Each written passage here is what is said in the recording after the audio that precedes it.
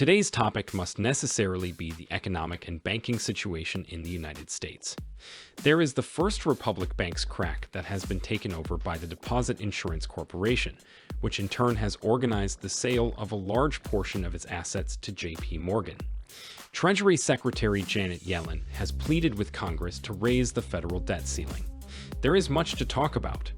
After about 15 abundant years of quantitative easing, which means a structural lowering of reference interest rates by the Federal Reserve, associated with the purchase of U.S. Treasury bonds.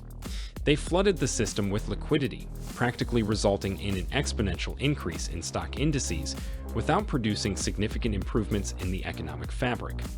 Therefore, banks have filled up with securities and often resorted to a frantic increase in risk, counting on the fact that these institutions, especially after 2008, become too big to fail in case of financial problems.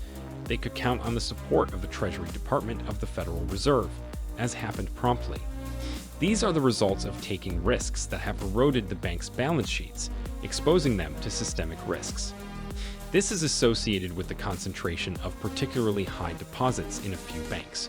Banks that over these years with zero securities had hoarded state bonds whose value had greatly inflated, and when the Federal Reserve raised interest rates, their nominal value collapsed.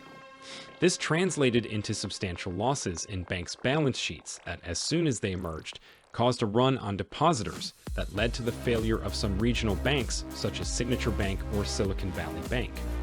First Republic Bank was the latest case and was managed like the others with a mass rescue to prevent the so-called contagion effect that risks overwhelming the entire system. These rescues only serve to hide the dust under the carpet and to procrastinate the settlement as long as possible. On the other hand, they favor a process of banking concentration that since 2008 has greatly reduced the number of institutions and resulted in a wave of acquisitions that have led some banks to become real mega-giants of systemic relevance. Smaller institutions had to shoulder greater risks, forcing the Biden administration to intervene in this case.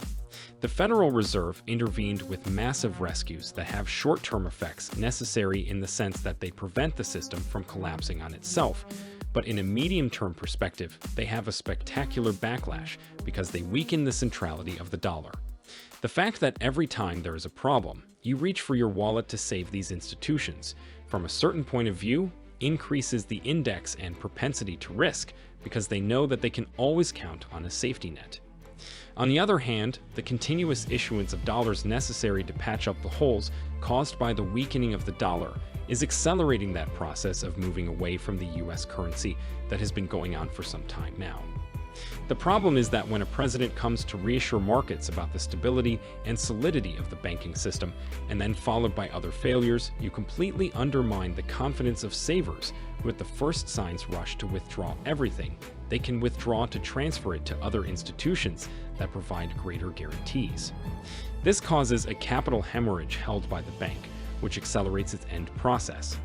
There are banking giants that are taking over, but not because they derive any particular direct benefits, but because they are trying to demonstrate the overall system's solidity to avoid ending up in the crisis cauldron themselves.